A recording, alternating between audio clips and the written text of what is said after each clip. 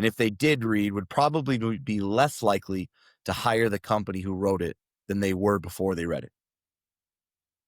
That's I'd the say biggest problem in marketing today is marketers create content and promote things that they themselves are uninspired by, don't enjoy, and sometimes we lose our soul. In other words, we're not doing marketing we soulfully believe in and love. And yeah. instead, we're going through the motions of checking the box of, okay, I got to have an ebook, and then I got to have a white paper, and then I got to do this. But the creativity, the memorability, the excitement, we sometimes miss that, if that makes sense. So first, I would Yes. challenge the concept that the content you are creating is so compelling that if someone were to read it, they would actually want to hire you. I think that's important, number one. Mhm. But what people do is they take these assets and they promote them. And so one of the ways you could personify it, and that I have personified it and gotten over 70% conversion rates on my lead gen form, is to take a guide, let's say the ultimate guide to demand generation. Okay.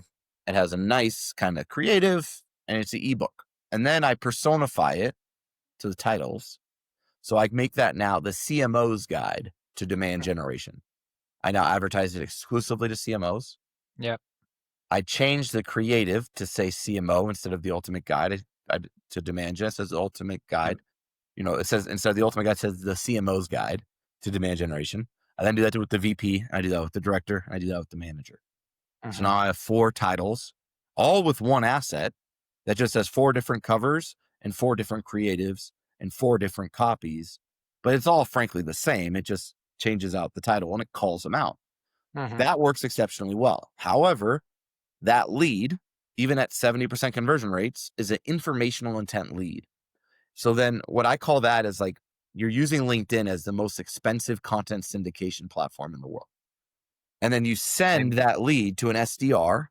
I love him to death, but you got some 22-year-old who doesn't know what the hell they're doing, who then is emailing and calling them a bunch. And this human is not able to get from this apathetic informational state to this active commercial state.